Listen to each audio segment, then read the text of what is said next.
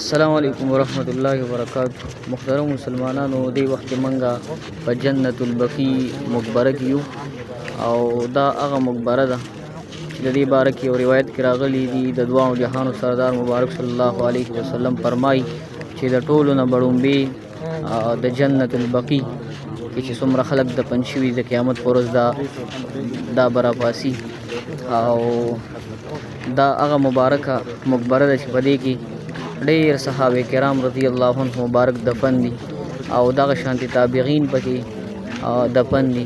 ډېر د الله والا خلق په دې کې دفن دي. هغه خلق چې په مخ د ځمکه الله رب العزت هغوی له لوی عزت او مقام او مرتبه ورکړی او په آخرت کې لوی مقام او مرتبه ده. او د دې باره کې بعضې روایتو کې راغلي د دواړو جهانو سردار مبارک صلی الله علیه وسلم د هغې باره کې مفهوم داسې دی چې هغوی به د جنت البقیع د خلکو د دې باره کې دی فرمایلي چې دې ته خوشخبري ووروي او د جنت زیرې ورته ووروي.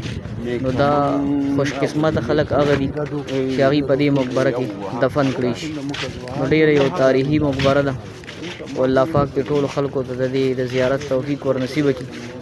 دلته چې څومره لوی لوی خلک دفن دي نو الله رب العزت دی هغوی درجات بلند کړي. د دې د برکت د الله رب العزت زمونږ د ټولو مسلمانانو مغفرت نصیبه کړي. او دا دلته چې څومره عبادت کېږي په حرم شریف کې په مدینه